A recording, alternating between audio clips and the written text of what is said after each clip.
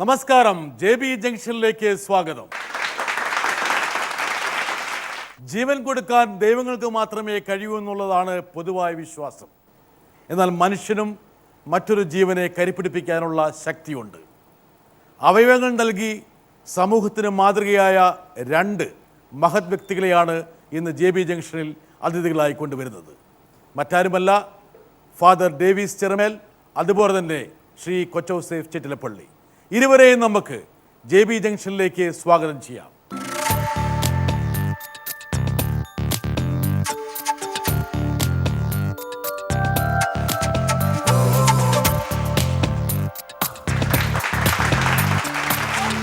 നിങ്ങൾ രണ്ടുപേരും ഞാൻ ഒരുമിച്ച് ഈ ഷോയിൽ കൊണ്ടുവരണമെന്ന് വളരെ മുമ്പ് തന്നെ ആഗ്രഹിച്ചതാണ്. അതിന് കാരണമുണ്ട്. രണ്ടുപേർക്കും ചെറിയ കുറവുകളുണ്ട്. യെസ്, ചെറിയ കുറവാണല്ലേ. പലപ്പോഴും കുറവുകളാണ് കൂടുതലായി കാണുന്നത്. എന്ത് ചിന്തിക്കുന്നു ഫാദർ? കുറവില്ലാത്ത ആരുമില്ല. എന്ത് കുറവെന്നുള്ള കാര്യം മനസ്സിലായി. അതെ, ആ കുറവാണ് ഒരുപക്ഷെ സമൂഹത്തിന് മാതൃക കാണിച്ച വലിയൊരു ദൃഷ്ടാന്തം.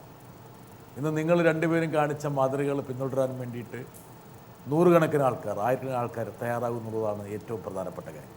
ആ ഒരു സന്ദേശത്തിന് കുറച്ചും കൂടി മിഴിവും അതുപോലെ തന്നെ മികവും കിട്ടാൻ വേണ്ടിയാണ് ഈ JB ജംഗ്ഷൻ്റെ തലം ആ ഒരു വിഷയവുമായി ബന്ധപ്പെട്ടൊരു ചർച്ചയ്ക്ക് വേദിയാകണം ഞങ്ങൾ ആഗ്രഹിച്ചത്. അദ്ദേഹത്തെ അല്ലാതെ ഒരുപാട് കാര്യങ്ങളാൽ ഇവിടെ കൊണ്ടുവരേണ്ട ആളാണ്. വാണിജ്യവും വാണിജ്യേതര കാരണങ്ങളുമാണ്. എങ്ങനെയാ ഫാദർ ഈ രംഗത്തേക്ക് പ്രവേശിച്ചത്? അവയവദാനം, താങ്കളുടെ കിഡ്നി നൽകിക്കൊണ്ട്, വൃക്ക നൽകിക്കൊണ്ട് വലിയൊരു മാതൃക സൃഷ്ടിച്ചു. സാധാരണ കത്തരന്മാർ അങ്ങനെയുള്ള ത്യാഗമൊന്നും നടത്താറില്ലെന്നാണ് സമൂഹം പറയാറ്. പൊതുവെ പറയാറുണ്ട്. ഇല്ലേ ഇല്ലേ മാറ്റങ്ങൾ ഒത്തിരി ഉണ്ടായല്ലോ, ഒത്തിരി മാറ്റങ്ങൾ ഉണ്ടല്ലോ ഇപ്പോൾ. ഉണ്ട്. നേരത്തെ അങ്ങനെ ഒരു ചിന്താഗതി ഉണ്ടായിരുന്നു? നേരത്തെ അങ്ങനെ ഒരു ചിന്താഗതി ആയിരുന്നു.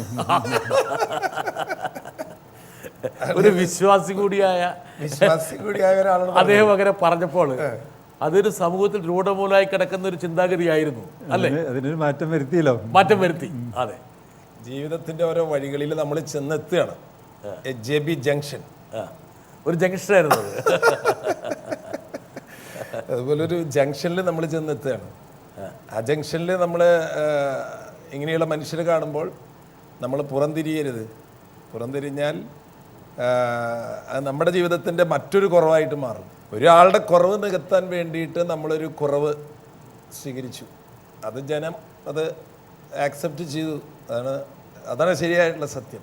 നമ്മളൊരാളുടെ കുറവുകൾ കാണുമ്പോൾ ഇത് മാത്രമല്ല കേട്ടോ, കിഡ്നി ദാനം ചെയ്യൽ മാത്രമല്ല, ധാരാളം ദാനം ചെയ്ത മനുഷ്യരുണ്ട്. എത്രയോ മനുഷ്യരിവിടെ സമ്പത്ത് ദാനം ചെയ്യുന്നവര്, ഇപ്പോഴത്തെ മുടി ദാനം ചെയ്യുന്നവര്, കണ്ണ് ദാനം ചെയ്യുന്നവരുണ്ട്. പക്ഷേ ഈ ഓർഗൻ ഡൊണേറ്റ് ചെയ്യുക എന്നുള്ളത് സമൂഹത്തിൽ അത്ര, നേരത്തെ പറഞ്ഞതുപോലെ ബിട്ടാസ് പറഞ്ഞതുപോലെ, അങ്ങനെ ഒരു കൺസെപ്റ്റ് കേരളത്തിൽ ഉണ്ടായിരുന്നു. പക്ഷെ അത്ര അധികം വേര് പിടിച്ചിട്ടുണ്ട്. ഇത് പിന്നെ അച്ഛൻ പറഞ്ഞൊരു കാര്യം എന്താ കാരണം എന്ന് വെച്ചാൽ, ഞാനീ പറയാൻ കാരണം വെച്ചാൽ നമ്മൾക്കുള്ളതെല്ലാം ഇപ്പം സമ്പത്ത് പോലും കൈവിടാൻ വേണ്ടിയിട്ട് ആൾക്കാർ മടിക്കുന്നൊരു കാലമാണ്. എന്തും കൈവിടാൻ വേണ്ടി മടിക്കുന്നൊരു കാലമാണ്.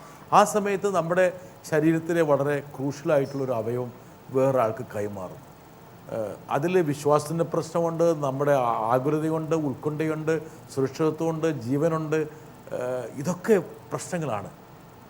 ഈ പ്രശ്നങ്ങളൊക്കെ നമ്മുടെ മുമ്പിലേക്ക് തുറച്ചു നോക്കുമ്പോഴാണ് താങ്കൾ ഫോൺ വിളിച്ചിട്ട് എനിക്കൊരു വൃക്ക കൊടുക്കണമെന്ന് അങ്ങോട്ട് പറയുന്നു. ഒരു ഉൾവിളിയാണോ ദൈവവിളിയാണോ എന്തായിരുന്നു? ഞാൻ ഒത്തിരി നാൾ ഇതിനെപ്പറ്റി സ്റ്റഡി ചെയ്ത ഒരാളാണ്.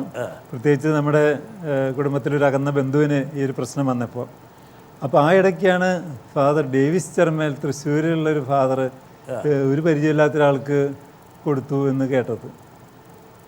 അതേസമയം എൻ്റെ അകന്ന ബന്ധു ഇതിൻ്റെ ഇടയ്ക്ക് മരിച്ചു പോയിട്ടുണ്ടായിരുന്നു. അപ്പോൾ ഞാൻ വീട്ടിൽ പറയാറുണ്ട്, അങ്ങനെയാണെങ്കിൽ ഞാനും കൊടുത്താൽ എന്താ കുഴപ്പം? എത്രയോ പേര് കൊടുത്തിട്ടുണ്ട്, അവർക്ക് ആരോഗ്യത്തോടെ ഇരിക്കുന്നുണ്ടല്ലോ. ഡോക്ടേഴ്സ് പറയുന്നു നിങ്ങൾക്ക് ആരോഗ്യം ഉണ്ടെങ്കിൽ ഒരു കിഡ്നി ധാരാളം മതി, ആരോഗ്യമില്ലെങ്കിൽ ഒരു കാര്യമില്ലല്ലോ. ആരോഗ്യമില്ലെങ്കിൽ രണ്ട് കിഡ്നി കൊണ്ടും കാര്യമില്ല.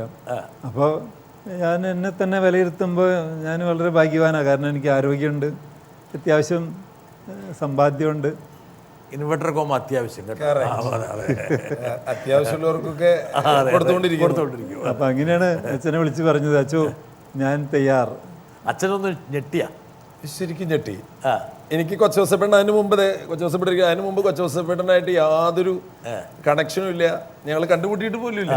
അദ്ദേഹത്തിന് പത്രങ്ങളിലും ടെലിവിഷനിലും മാത്രമേ കാണുന്നുള്ളൂ. പക്ഷെ കൊച്ചോസപ്പേട്ടൻ എന്ന് പറഞ്ഞപ്പോൾ കൊച്ചോസപ്പേട്ടൻ എന്നെ വിളിക്കേണ്ട ഒരു വേറെ ആരെങ്കിലും ആൾമാറാട്ടം നടത്തിയാണെന്ന് ചിന്തിച്ചു അത്രയ്ക്ക് ചിന്തിക്കേണ്ട അവസ്ഥ അന്നുണ്ടായിരുന്നില്ല. ഇപ്പൊ ധാരാളം ആൾക്കാർ വിളിക്കുന്നുണ്ട് കിഡ്നി വേണം എന്ന് പറഞ്ഞിട്ട്. അപ്പോ അന്നൊക്കെ ഞാൻ 1 വർഷമായിട്ടുള്ളപ്പോ അപ്പോൾ കൊച്ചോസോട്ട് വിളിച്ച് ഇങ്ങനെ ഒരു കാര്യം പറയുമ്പോൾ എനിക്ക് ആദ്യം ഇങ്ങനെ, പിന്നെ ഞാൻ കൊച്ചോണ്ട് പറഞ്ഞു, കൊച്ചോട്ടെ അത് കുറേ കാര്യങ്ങളുണ്ട്, കുറേ നടപടികളുണ്ട്. ഇപ്പോൾ ഇവിടെ ഇരിക്കുന്ന പല ആൾക്കാർക്ക് അറിയാം, ഒരു 3-4 മാസങ്ങളോളം ഇതിന്റെ പിന്നാലെ നടക്കണം, അതിനൊക്കെ പറ്റുമോ? അങ്ങനെ ഞാൻ പിറ്റേ ദിവസം കൊച്ചോസോണ്ട് വീട്ടിലെത്തി.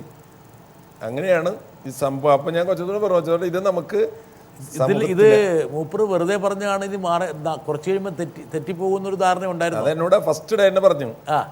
ഈ കാര്യത്തിൽ യാതൊരു സംശയമില്ല. ഞാൻ പറഞ്ഞു ഭാര്യയുടെ മക്കളുടെ അതൊന്നും അതൊക്കെ എനിക്ക് വിട്ടു തന്നിരിക്കുക. ഭാര്യ അല്ലേലും വകുക്കുന്ന കൂട്ടത്തിൽ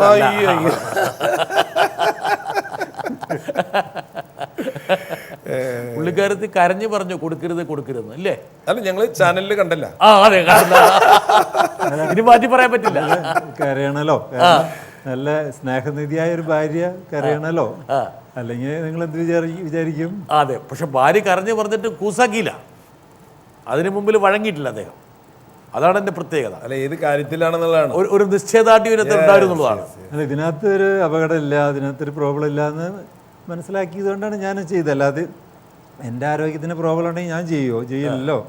ഇപ്പോൾ 5.5 കൊല്ലമായി ഓടിച്ചാടി നടക്കുന്നു, പണ്ടത്തേക്കാൾ ആരോഗ്യം കൂടുതലാണെന്നാണ് ഇപ്പോൾ എനിക്ക് തോന്നുന്നത്. വരട്ടെ, ഒരാളും കൂടെ വരട്ടെ. ഫാദർ ഡേവിസ് ചെറുമേല അച്ഛനെ എനിക്ക് പരിചയം തൃശ്ശൂർ SP ആയിരിക്കുമ്പോഴാണ്. അദ്ദേഹവുമായി ചേർന്ന് നമ്മൾ തൃശ്ശൂർ ഒല്ലൂർ പോലീസ് സ്റ്റേഷനിൽ സ്ഥലം കൊടുത്ത ഒരു ആംബുലൻസ് സർവീസ് നടത്തിയിട്ടുണ്ടായിരുന്നു.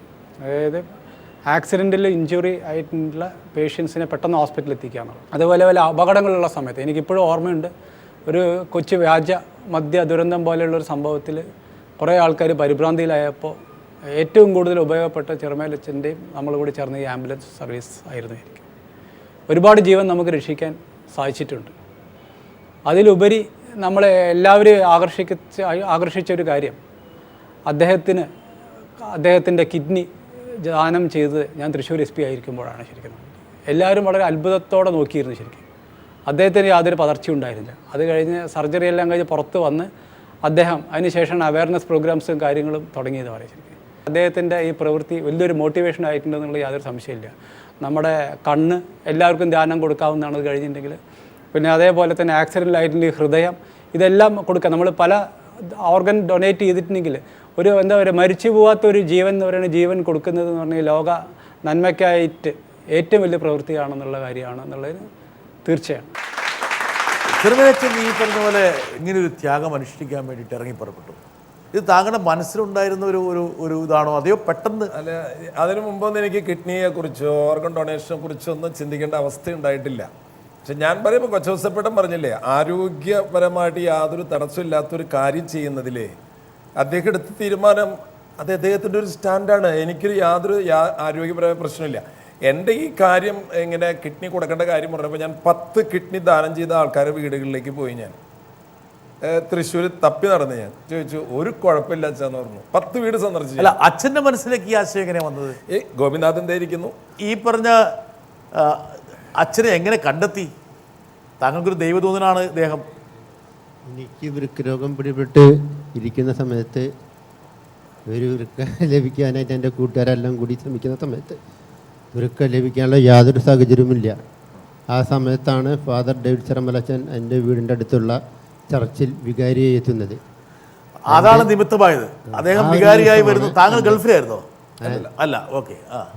ആ സമയത്താണ് ചെറുമേലച്ഛൻ എനിക്ക് താങ്കളുടെ ചികിത്സാ ധനസഹായ ഫണ്ട് അല്ലെ രൂപീകരിക്കാൻ വരുന്നു സമയത്താണ് ദേവദൂതനെ പോലെ ഫാദർ ഡേവിഡ് ചെറുമേലച്ഛൻ അവിടെ എത്തുകയും ഞാൻ ജീവിതത്തിൽ ഒരു തിരിച്ചൊരു പ്രതീക്ഷിക്കാതിരിക്കുന്ന സമയം കൂടിയാണ്.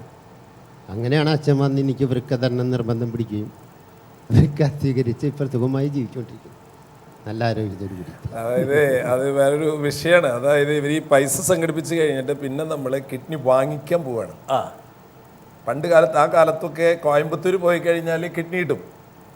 അപ്പോൾ കോയമ്പത്തൂർക്ക് പോകാൻ നിൽക്കുന്ന കഥ മീറ്റിങ്ങിൽ പറഞ്ഞപ്പോൾ ഞാൻ പറഞ്ഞു, അത് നമ്മൾ ഈ പണം കൊണ്ടുപോയി ഇങ്ങനെ കൊടുക്കരുത്, പൈസ കൊടുത്ത് വാങ്ങണം. അതെ. അപ്പൊ അത് കിട്ടൂലല്ലോ. ഇപ്പൊ പൈസ കൊടുത്താൽ പോലും ഈ ഡോണർ എന്ന് പറയുന്ന ആള് വന്നിട്ട് ആശുപത്രിയിൽ നിന്ന് എഴുന്നേറ്റ് ഓടിപ്പോവും, പറ്റിക്കും നമ്മളെ. അപ്പൊ ഈ പണം പോവും.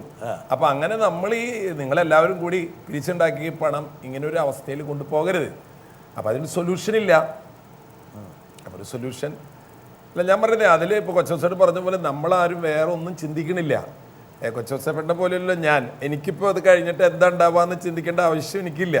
ഞാൻ പറയാറുണ്ട് പല വേദികളിലും. ഇപ്പോൾ അച്ഛനാവാൻ തന്നെ വരുമ്പോൾ ഞങ്ങൾ 10-11 വർഷം സെമിനാറിൽ പഠിക്കുമ്പോൾ യേശു ക്രിസ്തുവിന് വേണ്ടി മരിക്കാൻ തയ്യാറാണ് എന്ന് പറഞ്ഞിട്ടാണ് നമ്മൾ.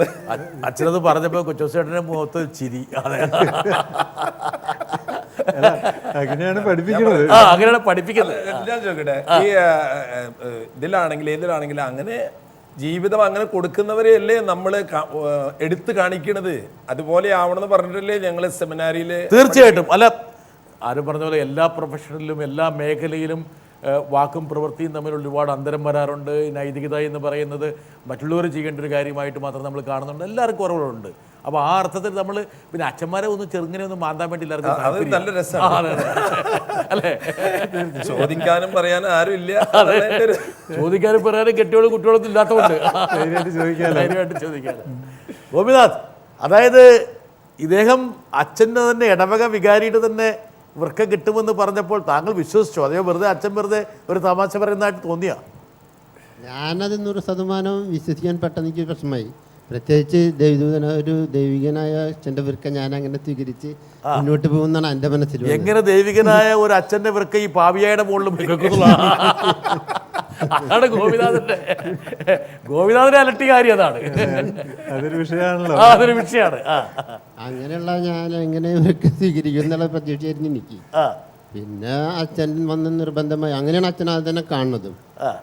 അപ്പം അച്ഛൻ വന്ന് നിർബന്ധപരമായി പറഞ്ഞു, ഗോപിനാഥൻ എൻ്റെ വൃക്ക സ്വീകരിക്കണം.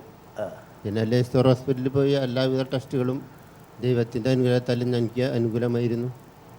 ആ നിലയ്ക്ക് എല്ലാ നിലയ്ക്കുള്ളൊരു ഭാഗ്യം എല്ലാ നിലയ്ക്കുണ്ടായിരുന്നു. ഈ മരണത്തെ മുഖാമുഖം കണ്ടൊരു ദിവസങ്ങളായിരിക്കും അന്ന്, അല്ലേ? ഇത് മാറിക്കിട്ടിയില്ലെങ്കിൽ സ്വാഭാവികമായിട്ടും മറ്റ് വേറൊരു മാർഗവും ഇല്ല. ഈ ഡയാലിസിസ് എത്ര കാലം ഇത് മുമ്പോട്ട് പോകാൻ പറ്റും? അതായത് നല്ലൊരു ജീവിതം വളരെ കഷ്ടപ്പാടാണ്. 4 മണിക്കൂർ ഡയാലിസിൽ കിടക്കണം, ആഴ്ചയിലും ഡയാലിസിസ് കാര്യങ്ങളൊക്കെ ആയിട്ട് ജീവിതം മുന്നോട്ട് പോകാൻ വളരെ ബുദ്ധിമുട്ടാണ്. ഇപ്പം നമ്മൾ പഴയ കാലഘട്ടത്തിൽ എങ്ങനെ ജീവിക്കുന്നത് ആ ഒരു ജീവിതം തന്നെയാണ് ഇപ്പോൾ ജോലി ചെയ്ത് കുടുംബം പോയിക്കൊണ്ടിരിക്കുന്നത്. കാലത്ത് ഒരു 9 മണിക്ക് ജോലിക്ക് ഇറങ്ങിയാൽ രാത്രി 7-8 മണി വരെ ജോലി ചെയ്ത് സുഖമായ ആരോഗ്യത്തോടുകൂടി തന്നെ ജീവിച്ചുകൊണ്ടിരിക്കുന്നത്. വളരെയധികം. അച്ഛാ, ഇത് താങ്കൾ ഒരു അദ്ദേഹത്തിൻ്റെ മുഖത്ത് താങ്കളെക്കുറിച്ച് പറയുമ്പോൾ വലിയൊരു സന്തോഷം കൂടിയാണ്. അല്ല, ഞാൻ പറയുന്നതേ, നമ്മൾ ഈ കിഡ്നിക്ക് മതമില്ല. അതെ, ഇല്ല. ഹാർട്ടിന് മതമില്ല. ഈ അവയവങ്ങൾക്കൊന്നും മതമില്ല. അപ്പോൾ നമ്മൾ ചിന്തിക്കുന്നത് വിശുദ്ധനായ പാപിയായ എല്ലാ മനുഷ്യരുടെ ജീവിതത്തിലും അവരുടെ പ്രവൃത്തികളാണ് അവൻ്റെ ജീവിതത്തെ വേർതിരിക്കുന്നത്. കിഡ്നിയുടെ സൈസ് അനുസരിച്ച് ആൾക്കാർ തിരിക്കുമോ? പെണ്ണിൻ്റെ കിഡ്നി, ആണിൻ്റെ കിഡ്നി, ഇതൊന്നുമില്ല. ഒരു മനുഷ്യനൊരു വിഷമം വരുമ്പോൾ ഈ വിഷമം വരണ നേരത്ത് ഇതൊന്നും ആലോചിക്കണില്ലല്ലോ. രോഗം വരണ നേരത്ത് ആൾക്കാർക്കൊന്നും എങ്ങനെയെങ്കിലും അപ്പോൾ അത് ഒരു മനുഷ്യൻ്റെ വേദന കാണുമ്പോൾ മനുഷ്യനാണെങ്കിൽ അത് പരിഹരിക്കാൻ പരിശ്രമിക്കണം. അപ്പോൾ കൊച്ചോസപ്പേട്ട് പറയുന്ന വ്യക്തിയെ പോലെ എത്ര പേരുണ്ട് കേരളത്തിൽ? ജീവിതത്തിൽ ഇന്ന് ആവശ്യം ദൃഷ്ടാന്തങ്ങളാണ്, മാതൃകകളാണ് ആവശ്യമായിട്ടുള്ളത്, മോഡൽസ് ആവശ്യം. ഇപ്പോൾ ഡോക്ടറും പഠിക്കുന്ന ഒരാളുടെ ദേഹം മുറിച്ച് മറ്റൊരാൾക്ക് നൽകാൻ തയ്യാറാകുന്ന ഒരു പ്രയത്നം, ഒരു വലിയ ആത്മീയമായ പ്രവർത്തനത്തിൻ്റെ യജ്ഞത്തിന് ശരിക്കു പറഞ്ഞാൽ തിരികൊളുത്തിയത് ഫാദർ ഡേവിഡ് ചിറമേലും അദ്ദേഹത്തിനോടൊപ്പം ഇന്ന് ഇതുപോലെ ഒരു പ്രവർത്തനം നടത്തുന്ന കൊച്ചൗസേപ്പ് ചിറ്റിലപ്പള്ളിയുമാണ്. കിഡ്നി കൊടുത്ത ആൾ 2 കിഡ്നിയുള്ള ആളുകൾക്ക് പോലും സാധിക്കാത്ത വിധത്തിലുള്ള വലിയ കായികമായിട്ടുള്ള അഭ്യാസങ്ങൾ കാണിക്കാനും വളരെ പൊക്കത്തിൽ നിന്ന് താഴോട്ട് ചാടാനുമൊക്കെ തുടങ്ങിയത്. അദ്ദേഹം ചാടിയതിനെപ്പറ്റി ഒരു യോഗത്തിൽ, ഞാൻ ഉൾപ്പെട്ട യോഗത്തിൽ അദ്ദേഹം പറഞ്ഞത്, ഇത് ചെയ്തതുകൊണ്ട് യാതൊരു ദോഷവും ശരീരത്തിന് വന്നിട്ടില്ലെന്ന് മാത്രമല്ല, ഇത് കൊടുക്കാത്ത ആളുകളെക്കാൾ കൂടുതൽ ആരോഗ്യത്തോടുകൂടെ പ്രവർത്തിക്കാൻ സാധിക്കുമെന്നുള്ളത് ആളുകളെ ബോധ്യപ്പെടുത്തുന്നതിന് വേണ്ടിയാണ് അദ്ദേഹം ഇത് ചെയ്തതെന്നാണ്. കൂടുതൽ ആളുകൾ ഇതിനുവേണ്ടി തയ്യാറായി വന്നാൽ കൂടുതൽ അപകടത്തിൽപ്പെട്ടും അല്ലാതെയും രോഗികളായും മരണപ്പെട്ടു പോകാനിടയുള്ളവർക്ക് പുതുജീവൻ, വീണ്ടും ജീവൻ കൊടുക്കാൻ സാധിക്കുമെന്ന് പറയുന്ന അത്യുദാത്തമായ, അത്യന്തം മഹനീയമായ ഒരു സേവന രംഗത്തേക്ക് കടന്നു ചെല്ലാൻ സാധിക്കും. നമ്മുടെ മഹാനായ ഒരു ന്യായാധിപനാണ് നിങ്ങളുടെ രണ്ടുപേരുടെയും ജസ്റ്റിസ് KT തോമസ് നിങ്ങളുടെ പ്രവൃത്തിയെ ശ്ലാഘിക്കുന്നത്. ചാട്ടം കൂടിയോ അച്ഛൻ? എന്താ പറ്റി? ഒരു സ്കൈ ഡൈവിങ് നടത്തി. നടത്തി. അതാണ്. അതൊക്കെ ഞാൻ പറഞ്ഞില്ല. ഇതും അതുപോലെ തന്നെ കിഡ്നി ഒന്ന് പോയപ്പോൾ കുരുത്തക്കേട് കൂടി. കുറെ തമാശകള് ജീവിതത്തില് നമുക്ക് വലിയ അനുഗ്രഹങ്ങളായിട്ട് മാറാണ്. ഇതിങ്ങനെ ഒരു സംഭവം എനിക്ക് അറിയ പോലില്ല എന്താണ് സ്കൈ ഡൈവ് എന്ന് പോലും. പക്ഷെ ലണ്ടനിൽ ചെന്നപ്പോൾ ഇങ്ങനെ ഒരു സ്കൈ ഡൈവ് കിഡ്നി പേഷ്യൻസിന് വേണ്ടിയിട്ട് UK അവര് ഇംഗ്ലീഷുകാർ ചെയ്യണു. ഓ ശരി. അവർ ചെയ്യുന്നു ഫണ്ട് റേസിംഗ് പ്രോഗ്രാം. ഞാൻ പറഞ്ഞു ഞാനും സഹായിക്കാം, ഫണ്ടില്ല, ഞാൻ എന്താ ചെയ്യണമെന്ന് വെച്ചാൽ ചെയ്യാം. അപ്പോൾ ഒരു ഇന്ത്യൻ ഇതുവരെ ഇങ്ങനെ ഒരു കർമ്മം ചെയ്തിട്ടില്ല. ഞാൻ പറഞ്ഞു നമ്മൾ ചെയ്യാം. ഇതുവരെ ഞാൻ ചെയ്തിട്ടില്ല. 1.5 മണിക്കൂർ ഒരു ട്രെയിനിങ് അത് കഴിയുമ്പോൾ മുകളിലേക്ക് ഒന്ന് പറപ്പിച്ചു, 2 കൽപ്പിച്ച് നമ്മൾ കയറി മുകളിലെത്തി. അതിന് ഭയങ്കര ഒരു സംഭവം ഉണ്ടായി. മുകളിലെത്തിയപ്പോൾ ഞാൻ പറഞ്ഞു ആദ്യം ഞാൻ ചാടാം, ബാക്കി 5 പേരുണ്ട് പിന്നിലിരിപ്പുണ്ട്, കാരണം അവരുടെ ചാട്ടത്തെ ഞാൻ കാണേണ്ട ആവശ്യമില്ലല്ലോ. ബുദ്ധി അല്ല, അത് ബുദ്ധി മാത്രല്ല, ഭയങ്കര സംഭവം ഉണ്ടായി. ഞാൻ ആദ്യം വന്നിരുന്നു, മുകളിലെത്തി ചാടന്റെ ഡോറ് തുറന്നു വെച്ചിട്ടാണ് ഈ ഫ്ലൈറ്റ് മുകളിൽ പോണത്. നമ്മൾ വിചാരിക്കും ഡോറ് തുറന്നിട്ട് ഫ്ലൈറ്റ് പോകുന്നത്, ചെറിയ ഫ്ലൈറ്റ് ആണ്. മുകളിലെത്തി ചാടാൻ നോക്കുമ്പോൾ പിന്നിലിരിക്കുന്ന ആള് പറഞ്ഞു ഫാദറിന് മാറിയിരിക്കാൻ പറഞ്ഞു. എന്നെ മാറ്റി ഇപ്പുറത്തേക്ക് ഇരുത്തി. 4 പേര് ചാടി, എന്നെ ചാടിച്ചില്ല. അപ്പൊ ഞാൻ ഇത് ഇങ്ങോട്ട് കൊണ്ടുപോകണേ, ഞാൻ ചാടണില്ലേ. അത് കഴിഞ്ഞാൽ അവസാനം എന്നെ ലാൻഡ് ചെയ്യണം. ലാൻഡ് ചെയ്തപ്പോൾ പറയുന്നത് ഈ ടാൻഡം സ്കൈ ഡൈവ് ആണത്. എൻ്റെ പുറകിലൊരാളുണ്ട്, അദ്ദേഹത്തിന്റെ പുറകിലാണ് ഈ പാരച്യൂട്ട് ഇരിക്കുന്നത്. ഈ പാരച്യൂട്ട് ഒരു ചിപ്പ് ഉണ്ട്, ആ ചിപ്പിന് OK എന്ന് കാണണം. OK പറഞ്ഞാലേ അവൻ വിരിയുള്ളോ. ഞാൻ ചാടാൻ നിൽക്കുമ്പോൾ എൻ്റെ ബാക്കിലിരിക്കുന്ന ആള് ഇത് നോക്കിയപ്പോ OK അല്ല, ചാടിയെങ്കിൽ വേഗം താഴെ പെട്ടെന്ന് എത്തിയേനെ.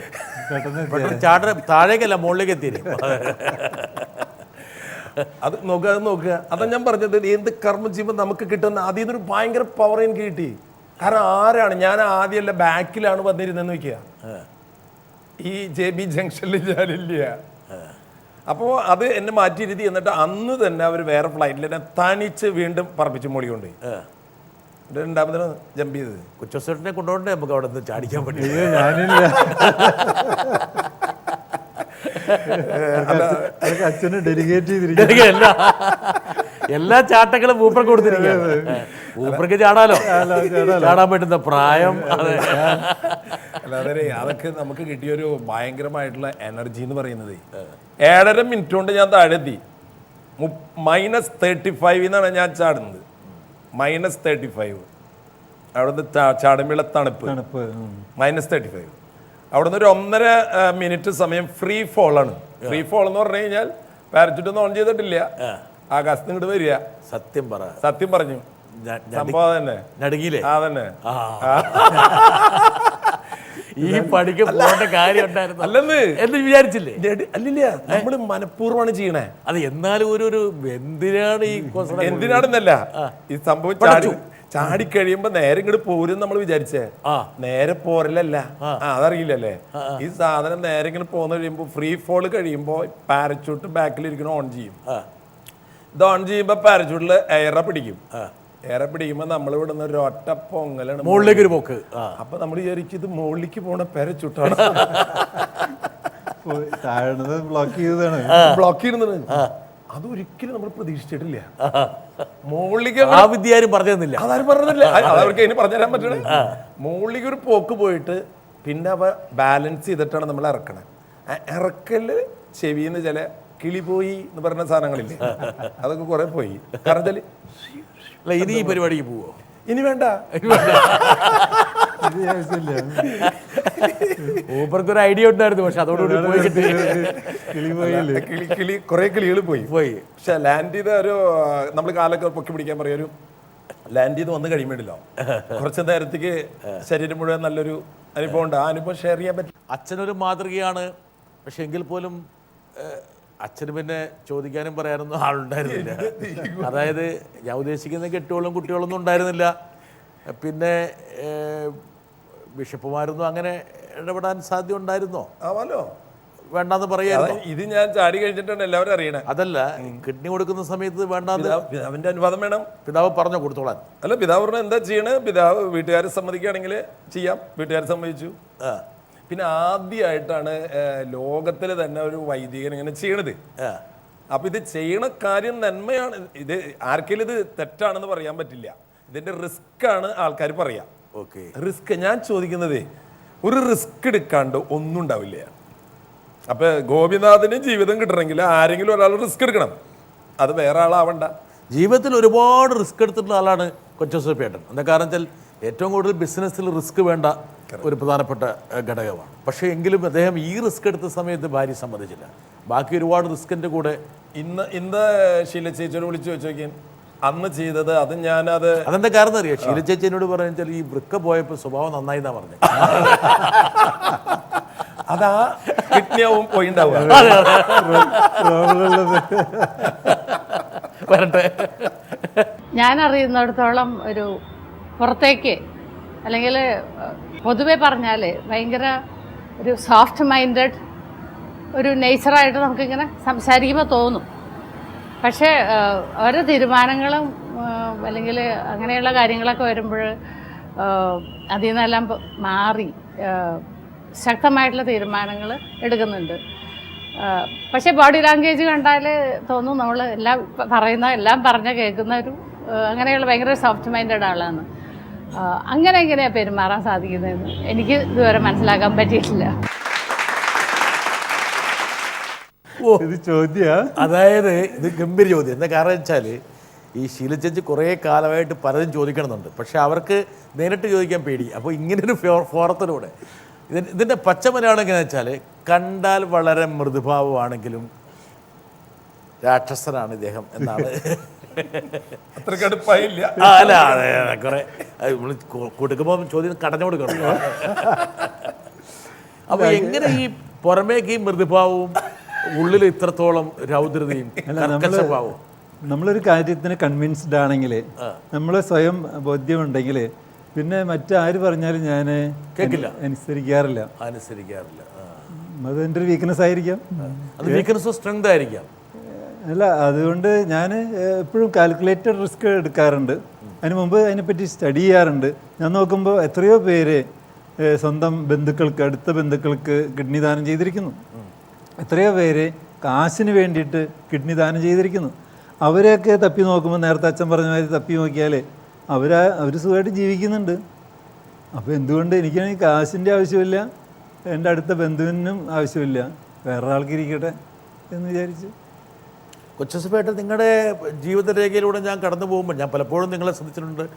ചെറിയ ജോലിക്ക് പിന്നെ ആരോ പറഞ്ഞല്ല പ്രൊഫഷൻ ആരംഭിച്ചു, തിരുവനന്തപുരത്ത് കടന്ന് വലഞ്ഞു, ഒരു സ്കൂട്ടർ, പിന്നീട് ഒരു ചെറിയ ഗാരാജ്, അങ്ങനെ വളരെ എളിയ നിലയിലാണ് ലൈഫിലേക്ക് വന്നത്. പക്ഷേ നിങ്ങളുടെ ഓരോ ഡിസിഷൻസിലും ഒരു കാൽക്കുലേഷൻ ഉണ്ടായിരുന്നു, അതിലൊക്കെ ഒരു നിശ്ചയദാർഢ്യം ഉണ്ടായിരുന്നു.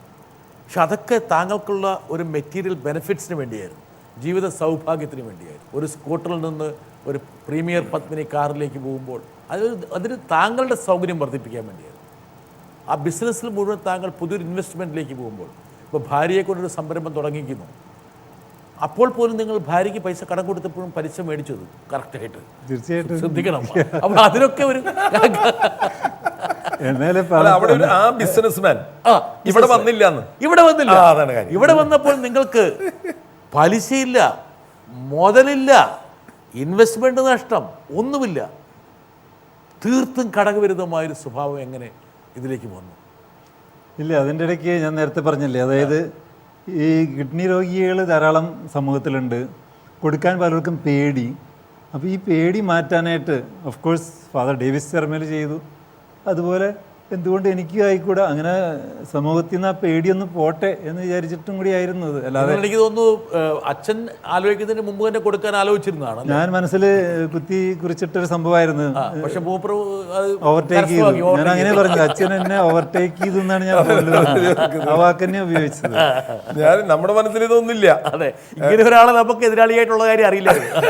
പക്ഷേ മനസ്സിലിങ്ങനെ ഓർത്തോർത്ത് ഇതിന്റെ നൂലാമാലകളുണ്ടല്ലോ, ഇതൊന്നും നമുക്ക് ഒരിക്കലും ചിന്തിക്കാൻ പറ്റാത്ത ജോസഫേട്ടൻ്റെ ഈ മർക്കടമുഷ്ടിയും അതുപോലെ കർക്കശഭാവവും പുറമേക്ക് മൃദുഭാവമെങ്കിലും ഉള്ളിലുള്ള ആ ഒരു ഗൗരവക്കാരനൊക്കെ വേറൊരാളിലേക്ക് പകർന്നു കിട്ടി എന്ന കാരണം ഈ ശരീരത്തിൻ്റെ 2-3% വേറൊരാൾ കൊണ്ടുപോയപ്പോൾ ജോയി എന്ന് പണ്ട് എന്തൊരു നല്ല ആളായിരുന്നറിയോ, ഈ സാധനം കിട്ടിയ ശേഷം ജോയിയുടെ സ്വഭാവം അങ്ങ് മാറി. ഇല്ല ജോയി?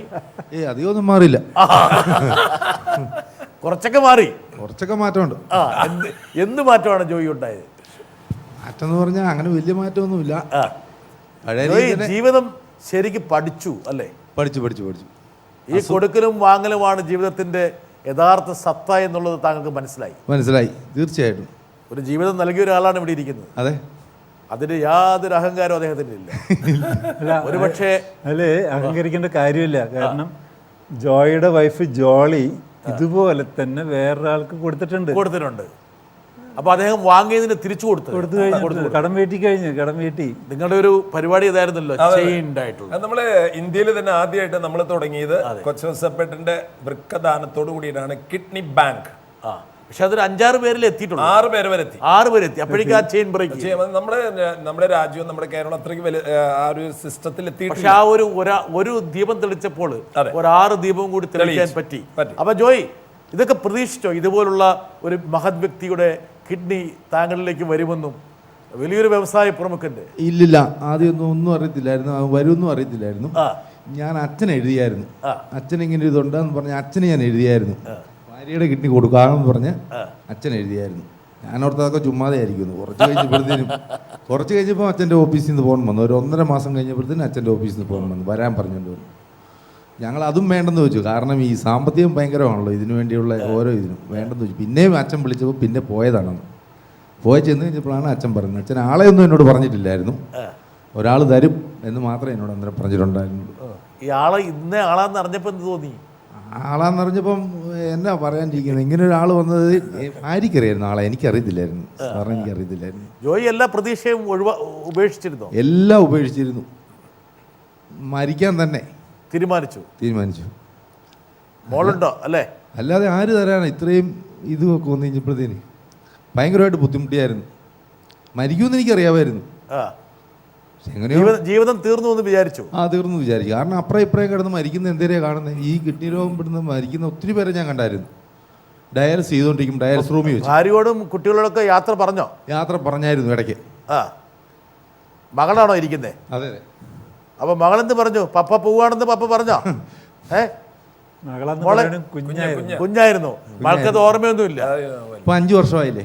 ജോയി, ഇതൊക്കെ നഷ്ടപ്പെട്ടു എന്ന് വിചാരിച്ചൊരു ജീവിതമാണ് തിരിച്ച് പുലുകാൻ വേണ്ടി കഴിഞ്ഞത്. അതെ, ചെറിയ കാര്യമല്ല. ജോളിയും വൃക്ക നൽകി അല്ലേ? മാതൃക കാണിച്ചു. വൃക്ക നൽകി.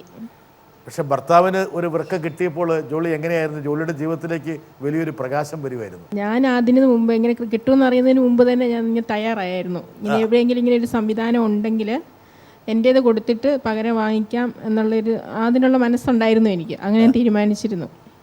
അങ്ങനെ എന്തെങ്കിലും സംവിധാനം ഇവിടെ ലോകത്തിലുണ്ടോ എന്ന് എനിക്കറിയില്ല. അപ്പോൾ ഡോക്ടർമാരോടൊക്കെ ഞാൻ പറഞ്ഞു എൻ്റേത് കൊടുത്തിട്ട് പകരം എവിടെയെങ്കിലും വാങ്ങിക്കാമെന്ന്. പകരം ഇങ്ങനെ ആരുടെയും കയ്യിൽ നിന്ന് വാങ്ങിക്കാമെന്ന് ഇങ്ങനെ ഡോക്ടേഴ്സിനോട് പറഞ്ഞിരുന്നു. അപ്പോൾ ഇങ്ങനെയൊരു സംവിധാനം ഉണ്ടെന്നുള്ളത് എനിക്കറിയത്തില്ലായിരുന്നു. അങ്ങനെ ഇല്ലെങ്കിലും അതിന് ഞാൻ തയ്യാറായിരുന്നു. ജോളിക്ക് അറിയായിരുന്നു ഈ പറഞ്ഞ ജോയിക്ക് വൃക്ക കൊടുക്കാൻ പോകുന്ന ഒരാൾ ഇതുപോലൊരു വ്യവസായ പ്രമുഖനാണ്, അറിയപ്പെടുന്ന ഒരു വ്യക്തിയാണ് എന്നൊക്കെ അറിയാമായിരുന്നു. അത് ഇങ്ങനെ അസുഖം ഡയാലിസിസ് അച്ഛൻ്റെ അടുത്ത് ഞങ്ങൾ അപേക്ഷ കൊടുത്ത് കുറച്ച് ദിവസം കഴിഞ്ഞപ്പോൾ അച്ഛൻ വിളിച്ചു. അപ്പോൾ അച്ഛൻ ഇങ്ങനെ പറഞ്ഞായിരുന്നു, ചെറിയൊരു സൂചന തന്നു, ആരോടും പറയണ്ട ഇങ്ങനെ ഒരാളാണെന്ന്. ആരോടെങ്കിലും പറഞ്ഞാൽ വേറെ ആൾക്കാരെ മേടിച്ചിട്ട് പോകുന്നു. പിന്നെയല്ലേ നമ്മള് കുറച്ച് ദിവസം വളരെ സ്ട്രിക്റ്റ് ആയിരുന്നു. അതായത് പെട്ടെന്ന് നമ്മളിതെല്ലാം കഴിഞ്ഞു കഴിഞ്ഞിട്ട് ഇത് കൊടുക്കാൻ പറ്റാണ്ടായാൽ വലിയൊരു ജനങ്ങൾ അറിയുന്നതിന് മുമ്പ് എല്ലാം കഴിഞ്ഞിട്ട് അറിയിക്കുക. അതുകൊണ്ട് നമ്മള് ടെസ്റ്റൊക്കെ നടത്തിയിട്ട് നമ്മൾ ഔട്ടായി കഴിഞ്ഞാൽ പിന്നെ വെറുതെ നമ്മൾ ഇടയ്ക്ക് ഈ ഭാര്യയുടെ സമ്മർദ്ദവും മക്കളുടെ സമ്മർദ്ദവും ഒക്കെ വന്ന് വരുമ്പോൾ ഇടയ്ക്കൊരു പുനർചിന്ത ഉണ്ടായിരുന്നോ? ഇല്ല. ഞാൻ വീട്ടിൽ പറഞ്ഞത് ഇത്രയാണ്. അതായത് ഷീലോട് പറഞ്ഞത്, സ്നേഹനിധിയായ ഭാര്യ തീർച്ചയായിട്ടും സങ്കടപ്പെടണം. അതിന്റെ അർത്ഥം എന്നോട് സ്നേഹം കൊണ്ട് തെളിഞ്ഞു ആദ്യമായിട്ട്. ആദ്യമായിട്ടെന്ന് പറഞ്ഞു. ആദ്യമായിട്ടെന്ന് പറഞ്ഞില്ല. വിറകളോ ഇട്ടു ബ്രാക്കറ്റില്. കൊച്ചോസേട്ടൻ അന്ന് പറഞ്ഞിരുന്നേ, ധൃതി വെച്ചിരുന്നു. കാരണം കൊച്ചോസേട്ടൻ ഇപ്പൊ 60 വയസ്സാവാൻ പോവാണ്. 60 വയസ്സ് വരെയാണ് ഇതിനൊരു എലിജിബിലിറ്റി വളരെ ഹെൽത്തി ആയിട്ട്. അപ്പൊ എത്രയും വേഗം ചെയ്യണം. ഞാനിപ്പോ ഈ കൊച്ചോസേട്ടന്റെ കിഡ്നി കൊടുക്കാൻ വേണ്ടി ധാരാളം പേരെ ഞാൻ വിളിച്ചു. ആർക്കും മാച്ചിങ് അല്ല. അല്ലല്ല, മാച്ചിങ് ആയ ആൾക്കാരെ ഞാൻ വിളിച്ചു. ഞാൻ പറഞ്ഞു നിങ്ങൾക്ക് കിഡ്നി ഒരെണ്ണം തയ്യാറായിട്ടുണ്ട്. അപ്പൊ ആദ്യം അവർ ചോദിക്കുക വയസ്സ് എത്രയാ? വയസ്സ് 59, 60 അത് വേണ്ട അച്ഛാ, ഇതിന് കിഡ്നി ചെറുപ്പമുള്ള കിഡ്നി വേണം, ഇത് പഴയ കിഡ്നി പറയാറുണ്ട് കൊച്ചവസ്ഥ. അപ്പൊ അതുകൊണ്ട് ഇത് ഞാൻ പറഞ്ഞു അല്ല നല്ല കിഡ്നിയാണ്. നല്ല കിഡ്നി മാത്രമല്ല അത്ര വലിയ ഹാർഡ് വർക്ക് ഒന്നും ഇല്ല. പക്ഷെ ആളെനിക്ക് പറയാൻ പറ്റില്ലല്ലോ, നല്ല ചിട്ടയായ ജീവിതമുള്ള ആളാണ്. ഇതൊക്കെ ഞാൻ പറഞ്ഞു. അപ്പൊ ഞാൻ പറഞ്ഞു ആള് പറയില്ല, സംഭവം വയസ്സ് പറയാം. വയസ്സ് പറയാണ്ടിരിക്കാൻ പറ്റില്ലല്ലോ. അതെ, ജോയിക്ക് ഈ വയസ്സൊന്നും പ്രശ്നമായിരുന്നില്ല ജോയി? ഒരു പ്രശ്നമില്ല. കിഡ്നി ഒരു ചെറുപ്പക്കാരുടെ കിഡ്നി പോലെയാണ് ഇപ്പോഴും പ്രവർത്തിക്കുന്നത്. അതെങ്ങനെ മനസ്സിലാക്കി? നോക്കുന്നുണ്ട് ഇടയ്ക്ക്? നോക്കുന്നില്ല, ഇപ്പോഴാണ് എനിക്ക് ഓട്ടം ചാട്ടം. സൈക്കിളും ഡൈനാമോ പോലെ ഇടയ്ക്കിടയ്ക്ക് ജോയി നോക്കുന്നുണ്ട്. അപ്പൊ മറ്റേ കിഡ്നിയേക്കാളും ശക്തി മറ്റവനല്ലേ? അതെ അതെ. അത് ഫീൽ ചെയ്യുന്നുണ്ടോ? ഫീൽ ചെയ്യുന്നൊന്നുമില്ല, നമുക്ക് കാണുമ്പോൾ അറിയാലോ. ഇടയ്ക്കിടയ്ക്ക് ഭാര്യ പറയുന്നുണ്ട് ഇത് ചാട്ടം കൂടുതലാന്ന് പറയുന്നുണ്ട്. ഈ തോട്ടത്തിൽ കൂടെ നടന്നു പോണം ഞങ്ങൾ പോകാനായിട്ട്. അപ്പൊ സ്വഭാവത്തിൽ കുറച്ച് മാറ്റങ്ങൾ വന്നു. വരട്ടെ. എന്നെ സ്നേഹിച്ച് സ്വന്തമാക്കിയ ഈശോയ്ക്ക് വേണ്ടി എന്ത് ചെയ്താലും മതിയാവുക എന്നുള്ള ഒരു ത്വരയായിരുന്നു എൻ്റെ ഉള്ളിൽ. അങ്ങനെ ചിന്തിച്ച് നടക്കുമ്പോഴാണ് ഒരു ദിവസം ചിറമേലച്ചന് കാർമൽ സ്കൂൾ ഓഫ് നഴ്സിങ്ങിൽ അനുമോദനം ചടങ്ങ് നടത്തിയത്. അപ്പോൾ അച്ഛൻ ഈ കിഡ്നി കൊടുക്കുന്നതിനെ പറ്റി പറഞ്ഞ പ്രസംഗം കേട്ടപ്പോൾ എനിക്ക് തോന്നി എന്തുകൊണ്ട് എനിക്കും ആയിക്കൂടാ എന്ന്. അപ്പോൾ ആ വർഷം തന്നെ അതിനുള്ള അത്യധികമായ ആഗ്രഹം എന്നിലുണ്ടായി. ഈശോ പറഞ്ഞിട്ടുണ്ട്, സ്നേഹിതന് വേണ്ടി ജീവൻ ബലി കഴിക്കുന്നതിനേക്കാൾ വലിയ സ്നേഹമില്ല എന്ന്. മറ്റുള്ളവർക്ക് ആർക്കെങ്കിലുമൊക്കെ അങ്ങനെ കൊടുക്കാൻ സാധിച്ചാൽ അത് വലിയൊരു നേട്ടമാണ്. നമ്മുടെ ഈ അവയവദാനം എന്നുള്ളത് തമ്പുരാൻ കണ്ടുപിടിച്ചിരിക്കുന്ന പുതിയൊരു പുണ്യജീവിതത്തിനുള്ള അല്ലെങ്കിൽ ഒരു പുണ്യമാർഗത്തിനുള്ള ഒരു പുതിയ വഴിയായിട്ട് നമുക്ക് കണ്ടെത്താം. അപ്പം അച്ഛൻ്റെ സ്വാധീനം കന്യാസ്ത്രീ മഠങ്ങളിലേക്ക് വ്യാപിച്ചു. അതാണ് ഇപ്പൊ എന്താന്ന് വെച്ചാലേ, ഞാനിപ്പോ ഏതെങ്കിലും ബിഷപ്പ് ഹൗസിലോ അച്ഛനെ കണ്ടാലിപ്പോ ഈ കന്യാസ്ത്രീകൾക്ക് ഓടുന്ന സിറ്റുവേഷൻ ആയപ്പോ എടുത്തോണ്ട് പോകുന്നുള്ളു. എല്ലായിടത്തൊക്കെ പോയി നമ്മൾ എന്തെങ്കിലും പറയുമ്പോൾ തന്നെ ആദ്യമേ പറയും അച്ഛനാ വരണേ. അപ്പൊ തന്നെ ഒരു പ്രിക്കോഷൻ എല്ലാവർക്കും. ഇപ്പൊ അടുത്ത് പറഞ്ഞു പ്രസംഗം കേൾക്കാനൊക്കെ പൊക്കോ, വരുമ്പോ രണ്ടും ഉണ്ടാവണം എന്നുള്ള തമാശകളൊക്കെ പറയുന്നു. പക്ഷെ അതില് ദൈവം പ്രവർത്തിക്കുന്നതാണ് ഞാൻ കാണുന്നത്. ഇപ്പോൾ സിസ്റ്ററുടെ ഒരു പ്രോഗ്രാമിന് പോയപ്പോൾ ആ പ്രോഗ്രാം കഴിഞ്ഞിറങ്ങുമ്പോൾ സിസ്റ്റർ പറയാണ്, ഞാൻ പറഞ്ഞു സിസ്റ്റർ കുറേ കാര്യങ്ങളുണ്ട്, അതൊക്കെ ഞാൻ ആലോചിച്ചിട്ട് പ്രൊൻഷാളമ്മയുടെ അനുവാദം കിട്ടിയിട്ട് 1-2 വർഷം സിസ്റ്റർ കാത്തിരുന്നു. പ്രൊൻഷാളമ്മ 2 വർഷക്കാലം പിടിച്ചു വെച്ചു. അല്ല ഇപ്പോഴാണ് അതിനൊക്കെ വ്യത്യാസം വന്നത്. സത്യമായിട്ട് ഞാൻ ചോദിക്കട്ടെ, ഒരു പക്ഷേ ഏറ്റവും കൂടുതൽ കൺസർവേറ്റീവ്സും ഉള്ളത് ഈ പറഞ്ഞ മോണസ്ട്രികളിലും, അതായത് ഈ സെമിനാറുകളിലും ഈ പറഞ്ഞ മഠങ്ങളിലും അല്ലേ? വേണമെങ്കിൽ അച്ഛന്മാരുടെ അടുത്ത് കന്യാസ്ത്രീമാരുടെ അടുത്തല്ലേ ഇതുപോലുള്ള യാഥാസ്ഥികവാദം ഏറ്റവും കൂടുതൽ ഉള്ളത്? പുറത്ത് കിടക്കണമെന്ന് ഞാൻ പറയാം. അവർ പുറത്ത് കിടക്കണം. മാർപ്പാപ്പ പുറത്ത് കിടന്നു, സമൂഹത്തിലെ മനുഷ്യരുടെ ഇടയിലേക്ക് ഇറങ്ങിച്ചെന്ന് അവർക്ക് വേണ്ടിയിട്ട് നമ്മൾ മരിച്ച ആൾക്കാരെ കാണിച്ചു കൊടുത്താൽ പോരാ, ജീവിച്ചിരിക്കുമ്പോൾ തന്നെ അവർക്ക് വേണ്ടിയിട്ട് ത്യാഗം ചെയ്യണം. ഞാൻ ഇങ്ങനെയൊക്കെ അച്ഛൻ പ്രസംഗിക്കുമ്പോൾ മറ്റ് അച്ഛന്മാർക്ക് ഒരു വിഷമമാകാറില്ലേ? താങ്കളൊരു ശത്രുവായി മാറുവാണോ ഈ സഭയില്? പറഞ്ഞ ശത്രു ആക്കാനോ? അച്ഛന്റെ മാതൃക പിന്തുടർന്നിട്ട് എത്രയോ അച്ഛന്മാരെ അടുത്തൊരു ബിഷപ്പ്, അതെ, ഒരു ബിഷപ്പ് കൊടുത്തു, ഈ സിസ്റ്റർ കൊടുത്തതാണ്, വേറെ സിസ്റ്റർ ഈ അടുത്ത് കൊടുത്തു. 6 പേരായി പോ. ഇതൊന്നും നമ്മള് ഒന്നും നിർബന്ധിച്ചിട്ടില്ല. പക്ഷെ ഇപ്പൊ എന്താ എവിടെ കിഡ്നി കൊടുത്താലും, പക്ഷെ എന്തൊരു കാര്യം എന്താ അറിയോ, ഇപ്പൊ അച്ഛൻ കൊടുത്തുകൊണ്ട് തന്നെ ഒരു അച്ഛനെ കാണുമ്പോൾ എന്താ ഈ അച്ഛനും കൂടെ കൊടുത്താലെന്താന്ന് ആൾക്കാർ ചോദിച്ചു തുടങ്ങി. എന്നോടൊരു അച്ഛൻ പറഞ്ഞു വലിയ ബുദ്ധിമുട്ടായിരിക്കുകയാണ് ഇപ്പോൾ 1 രണ്ടാമത്തിന് കിഡ്നിയൊക്കെ ചോദിച്ചു തുടങ്ങിയിരിക്കുന്ന ആൾക്കാർ. ആ ചെറുമേലച്ഛൻ ഉണ്ടാക്കിയിട്ടുള്ള ഒരു വരട്ടെ.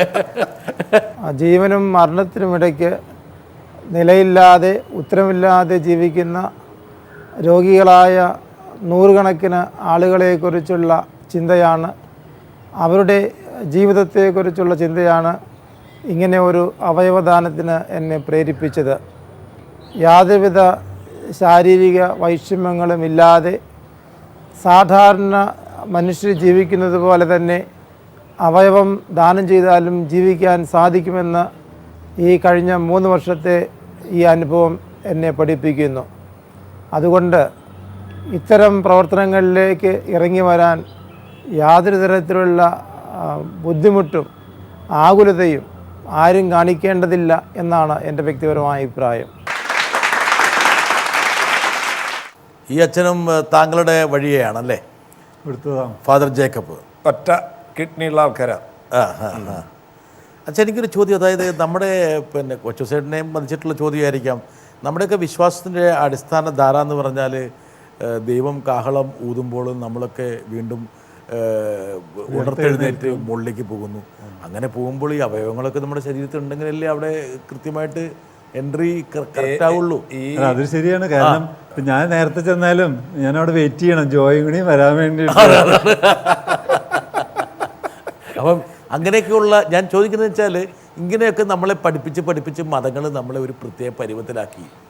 ആ പരുവത്തിലാക്കിയതിൻ്റെ ഒരു കഷ്ടപ്പാടും കൂടി സമൂഹം പേറുന്നുണ്ടോ? എന്താ കൊച്ചുസേട്ടൻ്റെ ഒരു അഭിപ്രായം? അല്ല, അതൊക്കെ ഈ മതങ്ങൾ എന്നൊക്കെ പറയുമ്പോൾ 2000 വർഷം മുമ്പ്, 3000 വർഷം, 4000 വർഷം മുമ്പൊക്കെ ഉണ്ടായിരുന്ന കാര്യങ്ങളാണല്ലോ.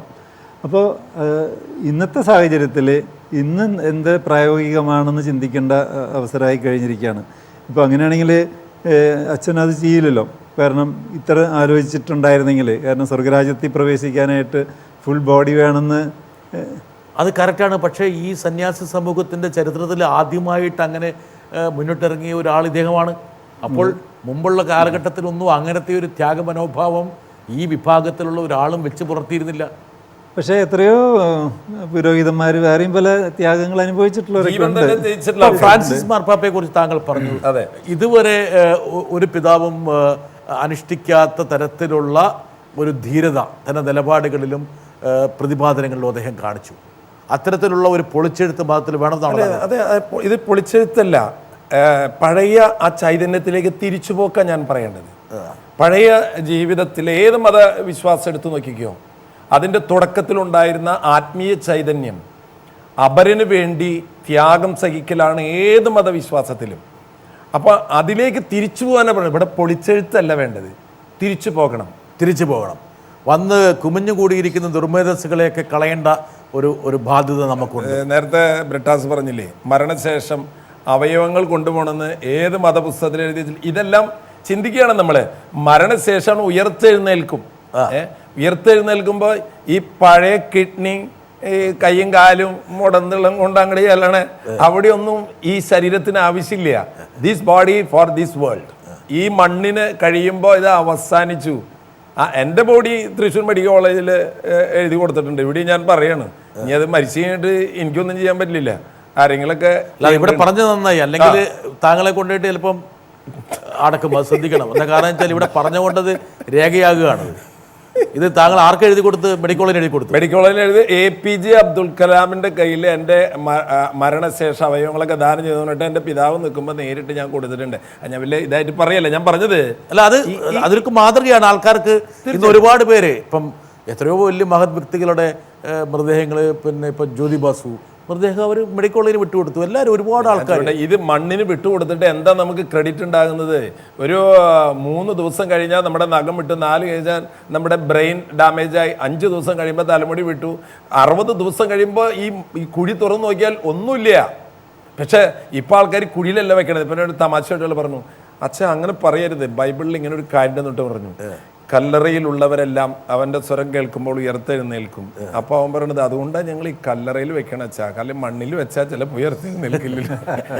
ഇതൊന്നും ഉയർത്തെഴുന്നേൽക്കുന്നത് നമ്മുടെ ശരീരമല്ല, നമ്മുടെ ആത്മാവ് ദൈവസന്നിധിയിലേക്ക് നമ്മുടെ സൽക്കർമ്മങ്ങളാണ് പോകുക. അല്ലാതെ ഈ ശരീരം ചീഞ്ഞഴിഞ്ഞു പോകുന്ന ശരീരം, ഈ ശരീരം this is for this world. വരട്ടെ ഒരാൾ. കേരളത്തിലെ അവയവദാന ചരിത്രത്തിൽ ഏറ്റവും സുപ്രധാനമായ ഒരു കണ്ണിയായിട്ടാണ് കൊച്ചൗസേപ്പ് ചിറ്റിലപ്പള്ളിയുടെ വൃക്കദാനത്തെ നാം എല്ലാവരും വിലയിരുത്തുന്നത്.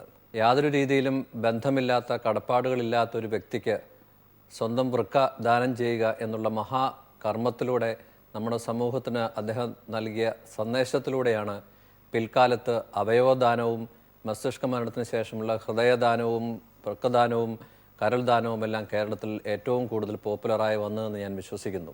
അദ്ദേഹത്തിൻ്റെ ആ പ്രവർത്തനവും അതുപോലെ സാമൂഹ്യ പ്രതിബദ്ധതയോടുകൂടിയുള്ള മറ്റ് പ്രവർത്തന മേഖലകളിലൂടെ ഇടപെടലും നമ്മുടെ സമൂഹത്തെ വളരെയധികം സ്വാധീനിച്ചിട്ടുണ്ട്.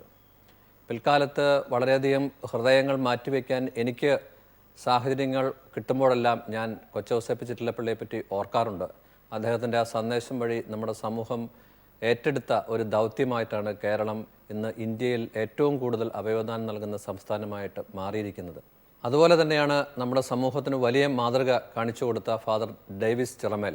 അദ്ദേഹം ഒരു വൈദികനാണ്. അദ്ദേഹത്തിൻ്റെ വൈദിക വൃത്തിക്ക് പുറത്തുള്ള ഒരു സമൂഹത്തോടുള്ള ബാധ്യതയായിട്ടാണ് അല്ലെങ്കിൽ കടപ്പാടായിട്ടാണ് അദ്ദേഹവും വൃക്കദാനം നൽകിയത്.